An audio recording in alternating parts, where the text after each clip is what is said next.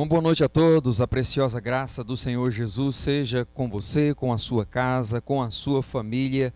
Nesses dias de reclusão, nesses dias de quarentena, nós seguimos mantendo a nossa comunhão e alimentando a nossa alma por meio das mídias sociais. E desta vez estamos aqui para ministrarmos a palavra do Senhor, para falar ao seu coração. Se você já reuniu a sua família a essa altura, você deve pegar a sua Bíblia, baixar a sua cabeça e fazermos uma oração juntos, buscando a direção do nosso bom Deus para esse tempo de ministração ao nosso coração. Vamos orar. Soberano e eterno Deus, nós queremos te dar graças pelo privilégio que temos de te servir e consagramos ao Senhor esse tempo, ó Deus, que temos vivido dentro de uma limitação. Limitados, sim, impossibilitados, jamais. Obrigado pelo privilégio que temos de, através das mídias, podermos compartilhar a sua palavra, Senhor, de podermos levar o Evangelho a tantos corações. Rogamos que o Senhor abençoe o seu povo, a sua igreja. Nós clamamos que o Senhor, em graça, ministre ao nosso coração pela sua palavra. Fortalece-nos e sustenta-nos. Oramos assim em nome de Jesus Cristo. Amém. Eu quero convidá-los a tomarem vossas Bíblias para o Evangelho segundo Marcos, em Marcos capítulo 4. Nós faremos a leitura do verso 35, leremos até o verso 41. Marcos capítulo 4, verso 35, a palavra do Senhor nos diz assim: Naquele dia, sendo já tarde, disse-lhes Jesus: Passemos para a outra margem. E eles, despedindo a multidão, o levaram, assim como estava, no barco. E outros barcos o seguiam. Ora, levantou-se grande temporal de vento, e as ondas se arremessavam contra o barco, de modo que o mesmo já estava a encher-se de água. E Jesus estava na popa, dormindo sobre o travesseiro. Eles o despertaram e lhe disseram: Mestre, não te importa que pereçamos? E ele, despertando, repreendeu o vento e disse ao mar: Acalma-te, emudece. O vento se aquietou e fez-se grande bonança. Então lhes disse: Por que sois assim tímidos? Como é que não tendes fé? E eles, possuídos de grande temor, diziam uns aos outros: Quem é esse, que até o vento e o mar lhe obedecem? Que Deus aplique esta porção da sua palavra em nossos corações. Se você está acompanhando conosco, você deve atentar que estamos novamente em mais uma mensagem em que Jesus está trazendo aos seus discípulos uma oportunidade didática, uma oportunidade de ensino por meio da tempestade. Esse foi o tema das nossas últimas duas mensagens, ou a temática das nossas últimas duas mensagens, e se você ainda não assistiu, você pode então ir até o canal da nossa igreja, a Igreja Bíblica em Preá, e você pode então meditar nessas mensagens anteriores. Nesse relato que nós estamos aqui, acabamos de fazer a leitura, Mateus e Lucas, também registram esse mesmo ocorrido. Jesus disse para os seus discípulos que queria passar para o outro lado do mar da Galileia. Ele então, juntamente com os seus discípulos, começa a travessia. Eles tomam um barco e seguem o seu percurso. E não demorou muito para Jesus adormecer.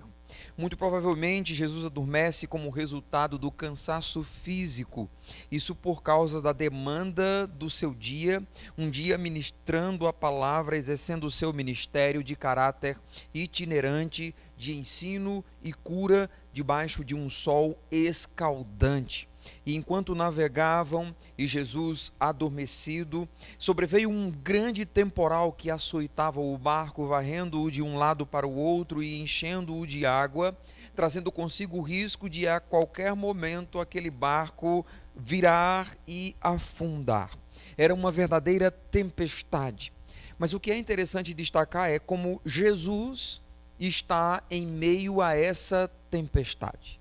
O texto diz que ele estava dormindo na popa do barco, com sua cabeça sobre um travesseiro.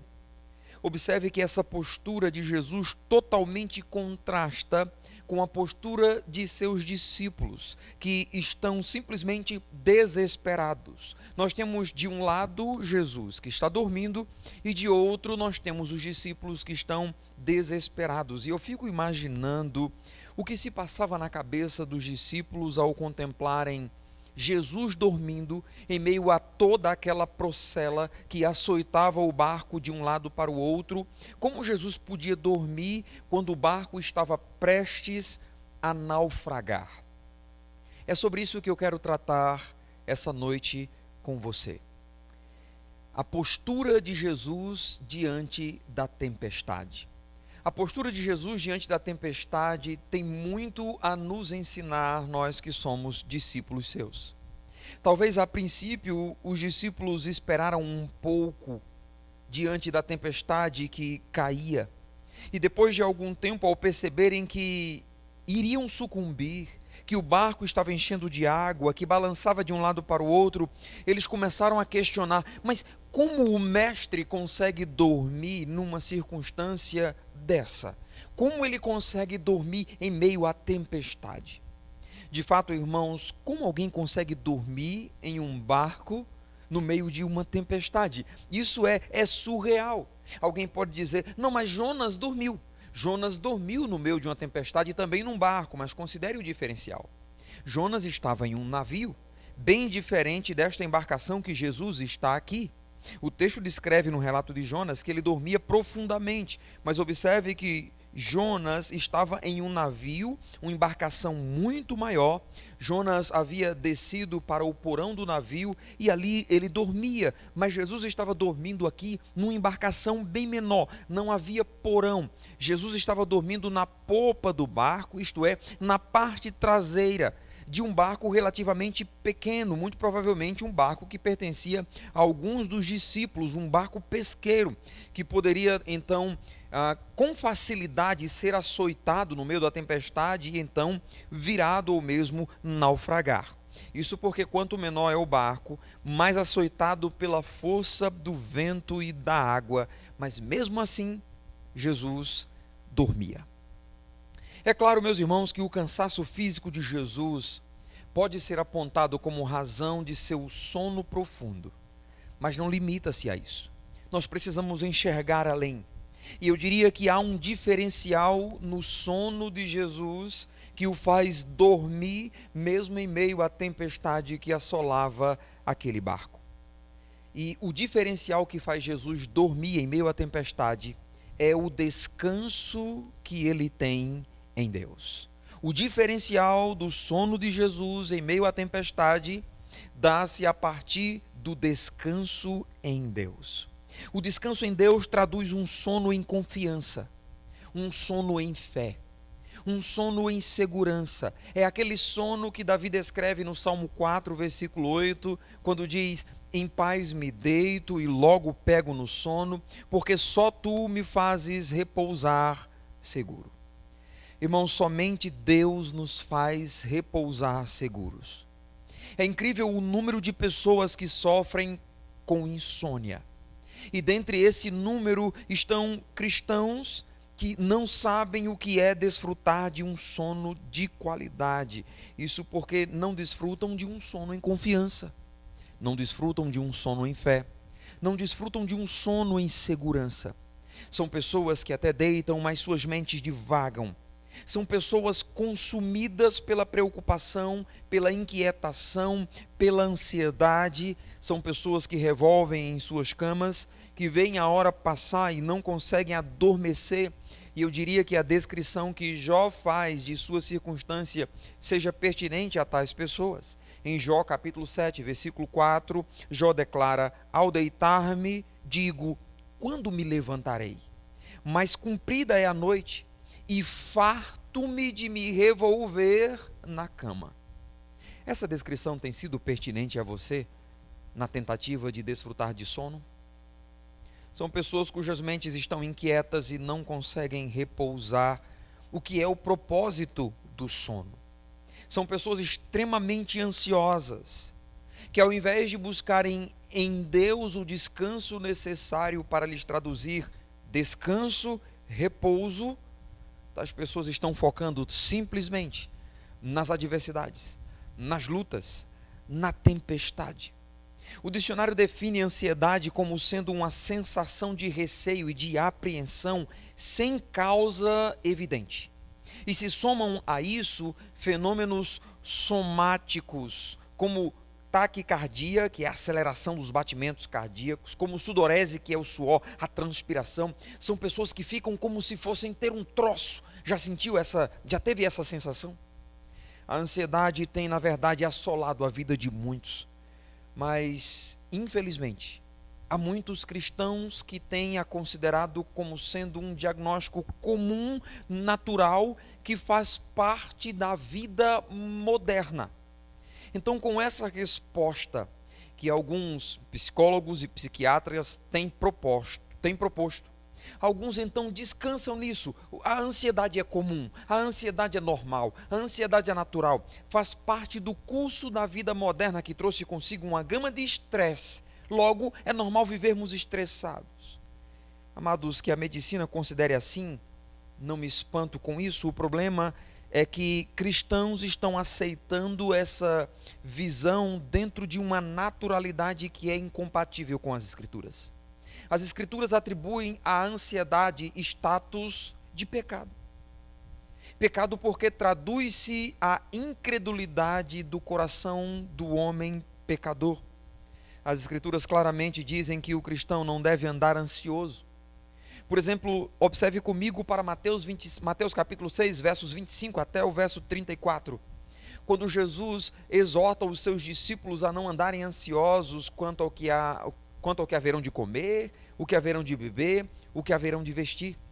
Jesus diz para olharmos as aves dos céus, que elas não estão trabalhando, elas não estão plantando, contudo Deus as alimenta.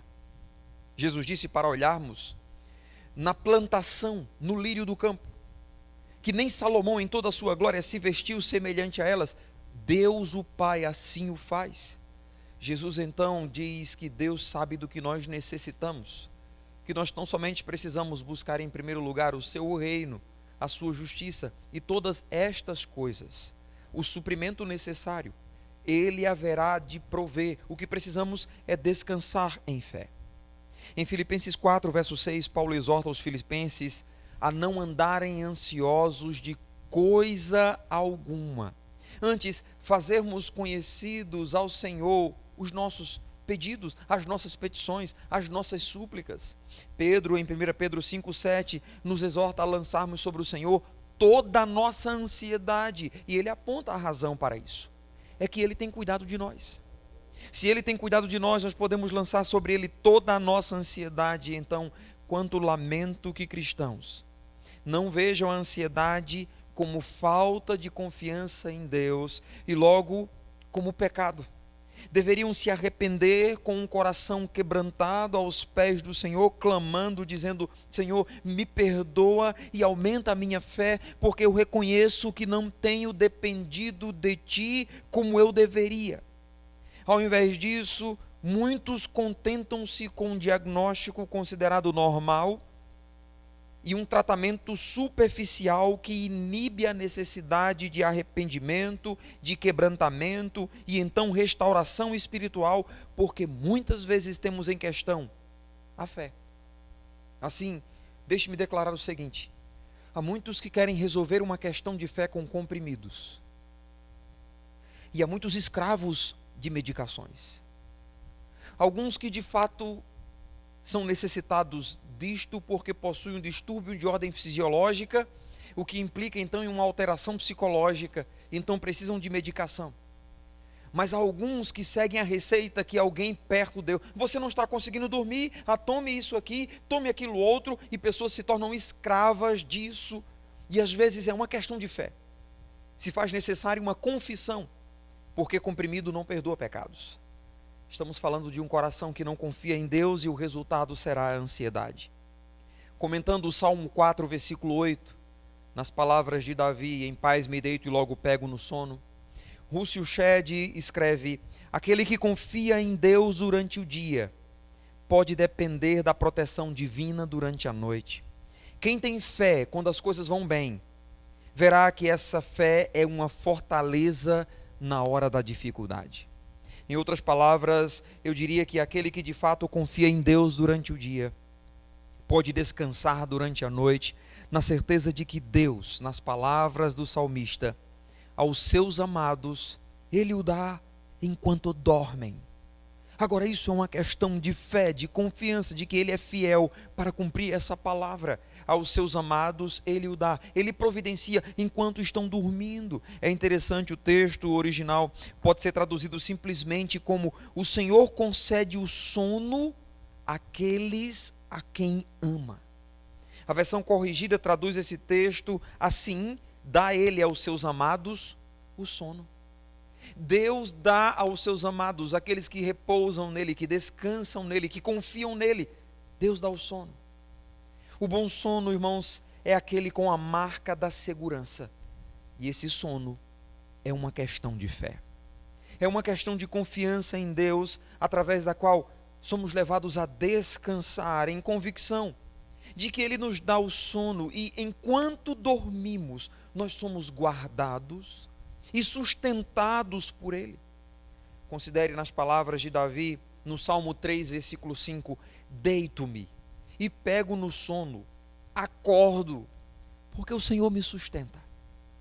Deito-me e pego no sono, acordo, porque o Senhor me sustenta.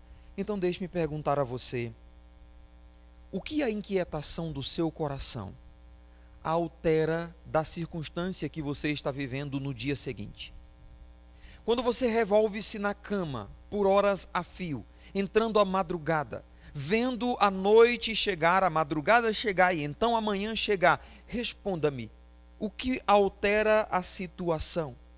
Você levanta melhor no dia seguinte? A resposta é claro que não.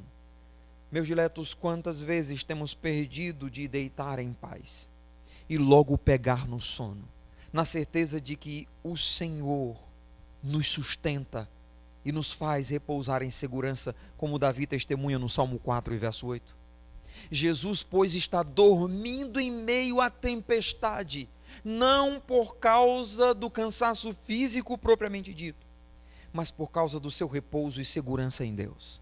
Então deixe-me destacar que quando Davi escreve: deito-me e pego no sono, porque o Senhor me sustenta, no Salmo 3, verso 5, ele, nessa circunstância, estava fugindo, sendo perseguido pelo seu próprio filho para ser morto, sendo perseguido por Absalão. Ele estava, pois, enfrentando uma circunstância terrível, e mesmo assim, ele declara: deito-me e pego no sono.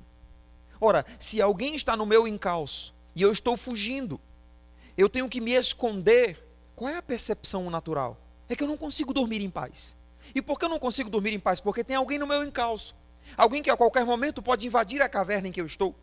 Pode me achar no pântano que eu estou escondido. Pode chegar na floresta que eu estou escondido. A qualquer momento eu posso ser pego. Qual é a minha reação? Eu não consigo descansar. Davi está nessa situação.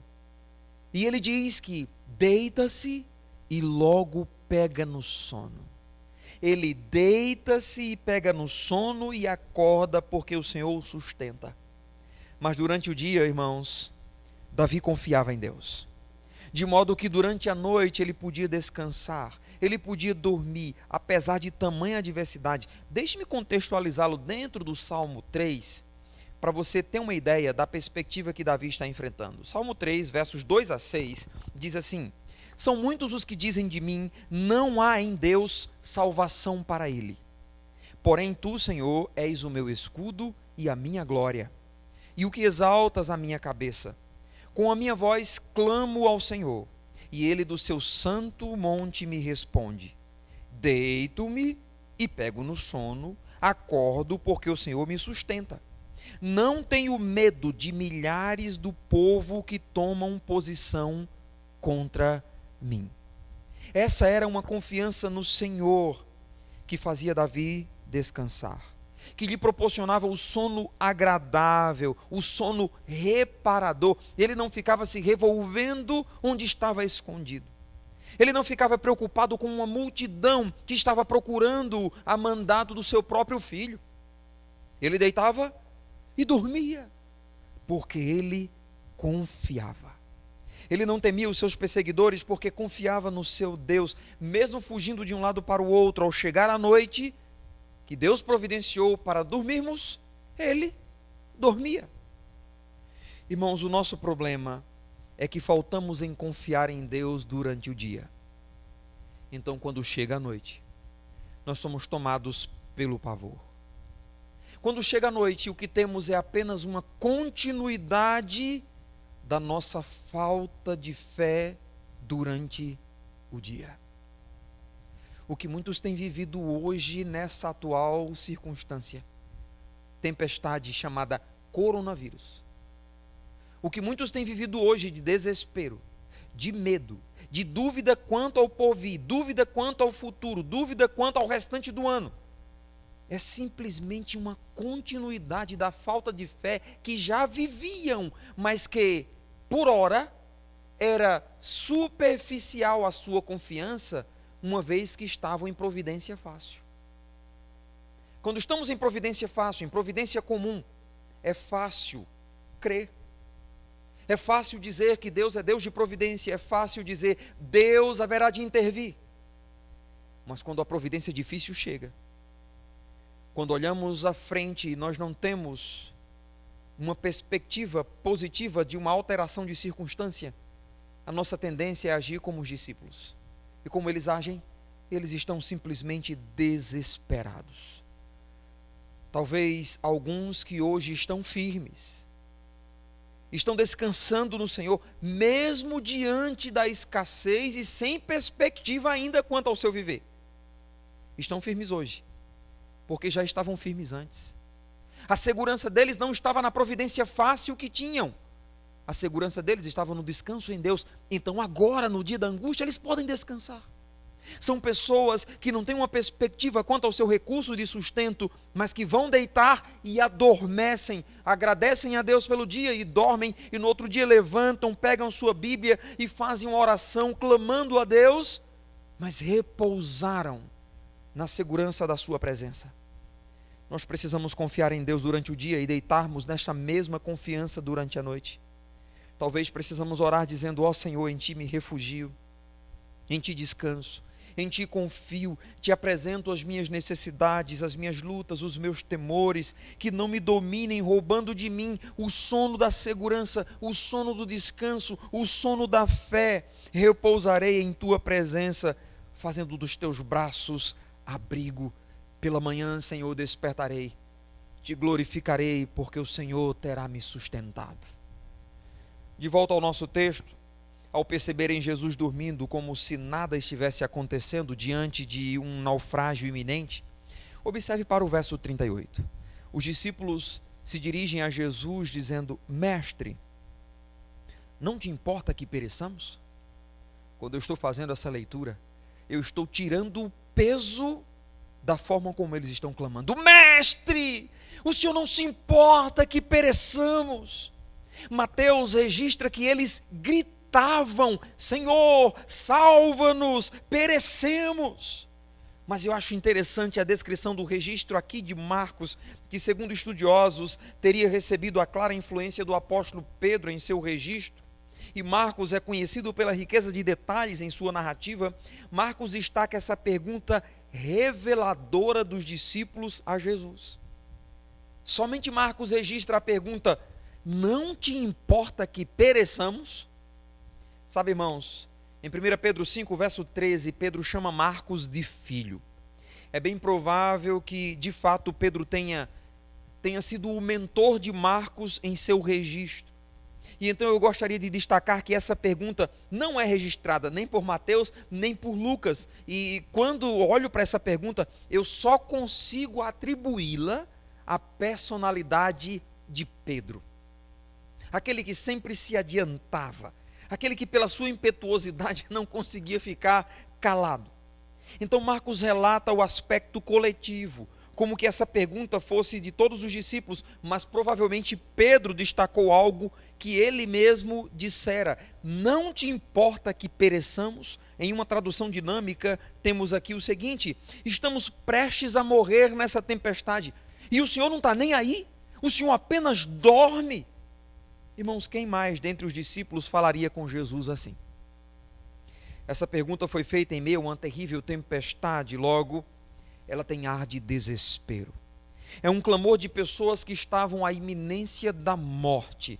Talvez, irmãos, não com essa mesma medida de desespero, por não estarmos em circunstância tão desesperadora, mas isso traduz de fato o que muitos têm sentido nesses dias de angústia.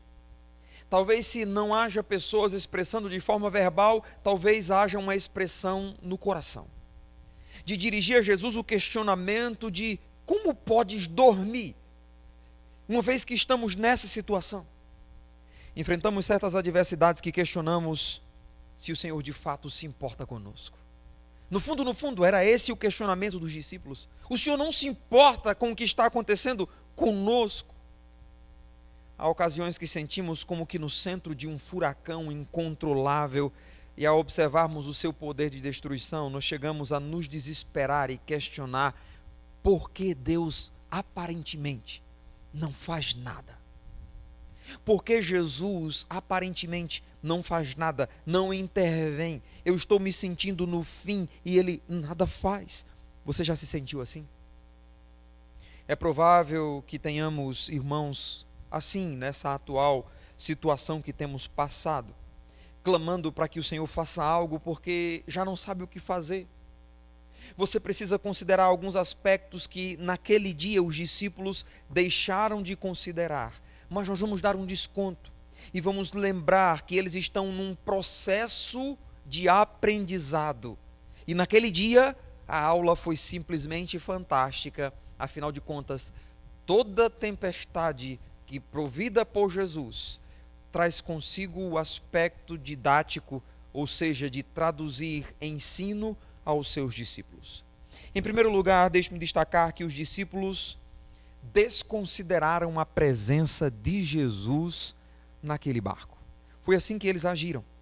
Lembre-se que a essa altura os discípulos já haviam testemunhado diversos milagres realizados pelo Senhor. Ou seja, eles já tinham tido prova do poder de Jesus, já tinham visto diversos milagres acontecerem. Acaso eles haveriam de perecer sem que Jesus nada fizessem? Eles não pararam para raciocinar nisso. No desespero deles, estavam desconsiderando tudo que Jesus já havia feito, estavam desconsiderando a presença de Jesus ali. Eles estavam desconsiderando que se Jesus estava no barco e eles fossem perecer, porventura Jesus pereceria com eles ali. Uma aplicação que eu gostaria de destacar aqui é o fato de que, apesar de Jesus estar presente, o barco não está isento da tempestade. Sabe, há pessoas com uma propaganda errônea, precipitada do Evangelho, de venha para Jesus e seus problemas vão se acabar. Venha para Jesus e você nunca mais vai sofrer. Bem, esses discípulos estavam com Jesus e Jesus estava no barco e o barco estava em meio a uma tempestade. Tempestades fazem parte da vida neste mundo. A presença de Jesus em nossas vidas não nos isenta de passarmos por adversidades. Ele mesmo disse que no mundo os seus discípulos teriam aflições, mas deveriam ter bom ânimo. Agora, é claro que algo a considerar é que Ele está conosco. Diante de qualquer tempestade, Ele prometeu que estaria conosco todos os dias, até a consumação dos séculos. É uma promessa. Eu estarei convosco todos os dias. Ele não tira folga do seu cuidado para conosco. Os seus olhos não se ausentam de nós. Ele não vai jamais quebrar a sua promessa, porque Ele é fiel e não pode negar a si mesmo. Portanto, ainda que a tempestade nos apanhe, sempre estaremos seguros, porque Ele está conosco. Irmãos, Cristo não nos desamparou. Nós não estamos sozinhos nessa tempestade que atinge o mundo inteiro. Consideremos o privilégio que temos em contraste com os ímpios. Nós temos Cristo no barco. Esses dias, conversando com a minha esposa, e já há um tédio batendo no coração de muitos, e ela dizendo: meu amor, imagine quem não tem Jesus Cristo. O desespero que lhe bate ao coração. Nós temos o privilégio de, como diz a letra de uma música do Grupo Logos, pois Cristo está comigo onde quer que eu vá, nas horas de agonia e de dor, e nada nesse mundo pode ser melhor do que está bem perto do Senhor. O Senhor sempre está conosco. Então, em primeiro lugar, os discípulos desconsideraram a presença de Jesus no barco.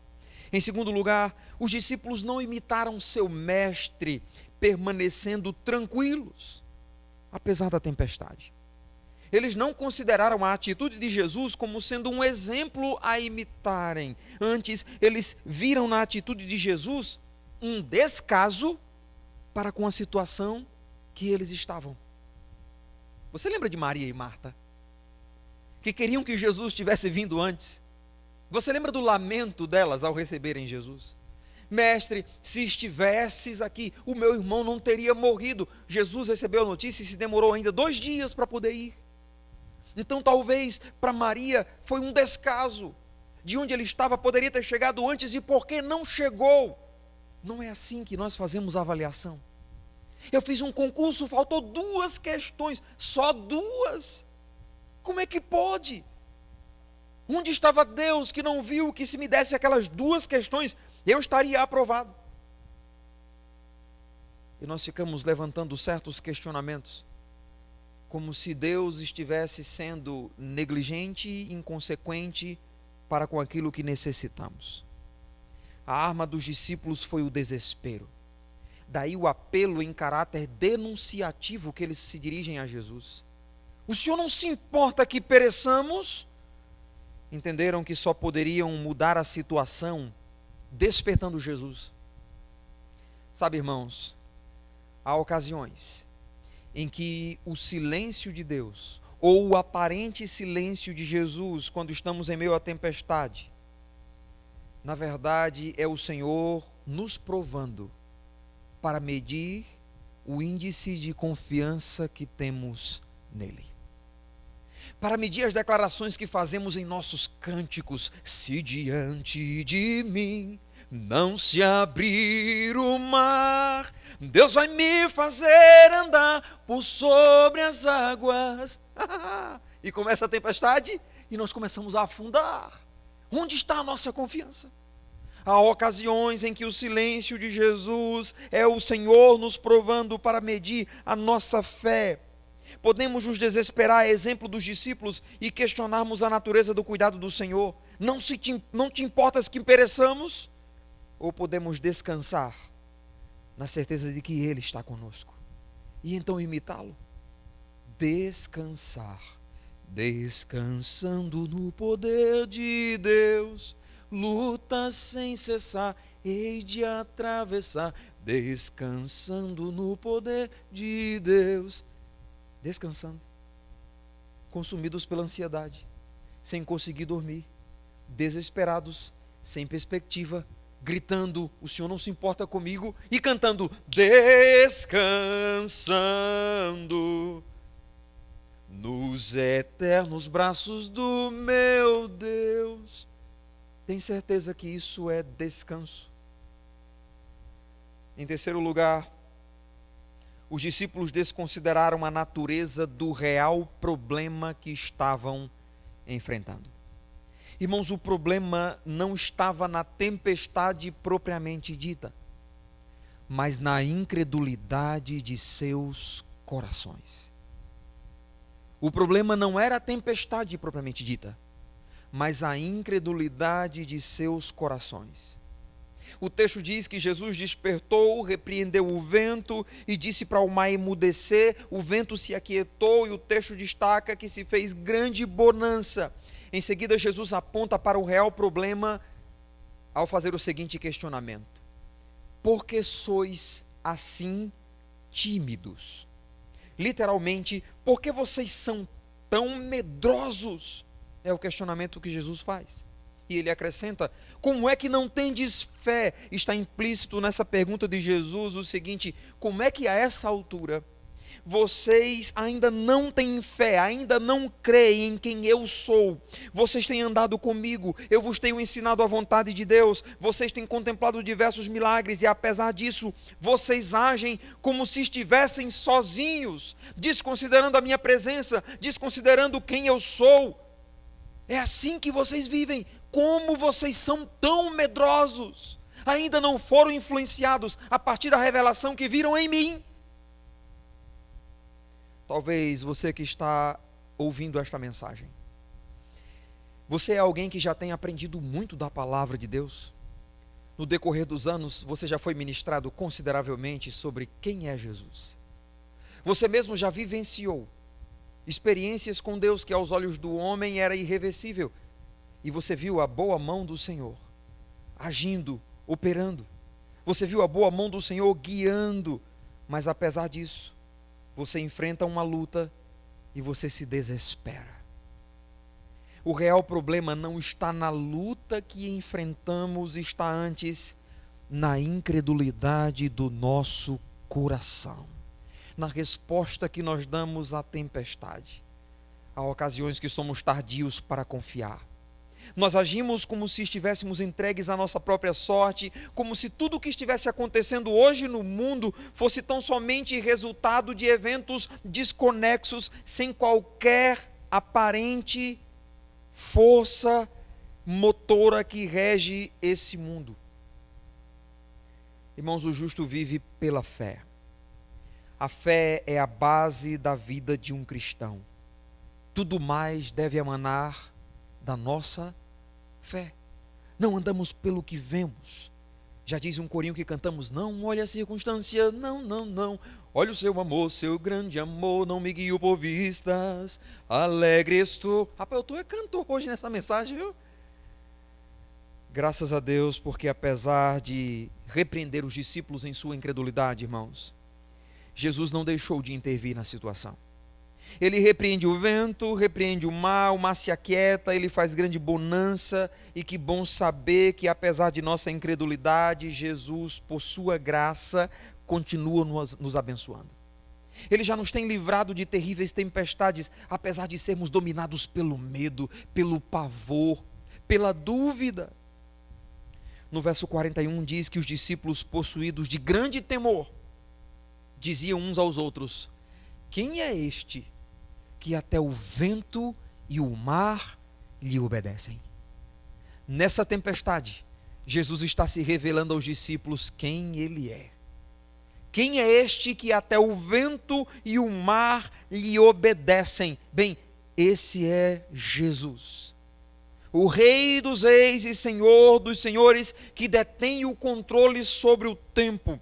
O mesmo que por sua palavra os demônios se submetiam, os coxos andavam, os cegos viam, os surdos ouviam e os mudos falavam. Ele era aquele que dizia ser o Filho do Homem. Apesar de tudo isso, a visão dos discípulos ainda era limitada acerca de quem Jesus era. Então, com esse evento, eles puderam saber que Jesus tinha autoridade sobre todas as coisas. Irmãos, há ocasiões, determinadas circunstâncias nos sobrevirão para medir o grau de conhecimento que nós temos acerca de quem é Jesus. Eu espero que quando isso acontecer, no meio da prova, se esta não é a prova que o Senhor está requerendo de nós, para sabermos quem Ele é, eu espero que sejamos tomados de clara convicção de quem é Jesus. Jesus é Deus. Ele é aquele diante de quem todo joelho se dobrará e toda língua confessará que Ele é Senhor. E há um texto que eu já tenho compartilhado com a igreja que descreve devidamente quem é Jesus. E sabe como as Escrituras o descrevem? Ele é o Rei da justiça, Ele é o Rei da história, Ele é o Rei do céu, Ele é o Rei da glória. Ele é o Rei dos reis, Ele é o Senhor dos senhores, Ele é fiel, Ele é justo, Ele é desde o princípio, Ele é Rei soberano. Nenhum tipo de medida pode defini-lo, o seu amor é ilimitado. Ele é continuamente forte, inteiramente sincero, eternamente constante. Ele é imutavelmente gracioso, imperialmente poderoso, imparcialmente misericordioso. Como não amá-lo? Ele é o Cristo, o unigênito, o Filho de Deus. Ele é o Salvador. Ele é a peça central na civilização, ele é incomparável, ele é único, ele é a ideia mais elevada em literatura, ele é a mais alta personalidade em filosofia, ele é a fundamental doutrina da verdadeira teologia, ele é o único qualificado para ser o Salvador, totalmente suficiente. Como não amá-lo? Ele supre força ao fraco, se mostra disponível ao tentado e atribulado. Ele se compadece e ele salva. Ele endireita e ele sustenta. Ele guarda e ele guia. Segundo a sua vontade, ele cura o doente. Ele purifica o impuro. Ele perdoa pecadores. Ele absolve devedores. Ele liberta os cativos, ele defende o fraco, ele abençoa crianças, ele serve o infortunado, ele considera o idoso, ele recompensa o diligente, ele enche de graça o humilde. Como não amá-lo? Ele é a chave do conhecimento, ele é a fonte da sabedoria, ele é a entrada do livramento, ele é o caminho da paz, ele é a rodovia da justiça, ele é a estrada da santidade, ele é o portal da glória, ele é a raiz de Davi, ele é o leão de Judá. Ele é a brilhante estrela da manhã. Como não amá-lo? Sua vida é inigualável, sua bondade é ilimitada, sua misericórdia é para sempre e o seu amor jamais muda. Sua palavra é espada, a sua graça é suficiente, o seu reino é reto, o seu jugo é suave, o seu fardo é leve. Ele é incompreensível em sua plenitude, ele é invencível, ele é irresistível. Bem, quando você o conhece, você não consegue tirá-lo da sua mente, você não pode soltá-lo de suas mãos, você não pode viver sem ele. Os fariseus não o suportaram, mas descobriram que não podiam pará-lo. Pilatos não pôde encontrar nele culpa alguma. Herodes não pôde matá-lo, a morte não pôde dominá-lo e a sepultura não pôde retê-lo. Ele é o alfa, o ômega, o princípio e o fim, o rei dos reis e senhor dos senhores, aquele que venceu a morte e vive eternamente. Eu queria conseguir descrevê-lo em toda a sua glória, mas isto é indescritível. Eu pergunto, como não amá-lo e reverenciá-lo? Nós precisamos clamar dizendo: Tu és aquele que é, que era e que há de vir. Senhor, nós cremos, mas aumenta-nos a fé. Obrigado, Senhor, pela sua palavra, pelo exemplo que temos a partir da revelação da sua Escritura, Senhor, de como o Senhor esteve em meio à tempestade e que lição ensinou aos discípulos que precisamos ainda hoje aprender. Que o Senhor está no barco e podemos descansar. Que precisamos imitá-lo e descansar seguros de que o Senhor controla todas as coisas, até o vento e o mar lhe obedecem. O coronavírus, ó Deus, não fugiu do teu controle antes, está debaixo do teu governo, Senhor. Toda essa circunstância que temos passado. Senhor, o problema não está no que o coronavírus tem traduzido a nós de limitação. O problema está em nosso coração, em tantas vezes sermos tardios para crer. O problema, Senhor, é que apesar de sermos ministrados em sua palavra, somos tardios para confiarmos que verdadeiramente Tu és Deus, Tu és vivo, Tu és real. Ajuda-nos, Deus, aumenta a nossa fé. Oramos em nome de Jesus. Amém. Que Deus abençoe a sua vida e aplique esta porção da palavra no seu coração. Fique na gloriosa paz do Senhor Jesus. Nos encontramos em nossa próxima oportunidade, permitindo o Senhor Jesus.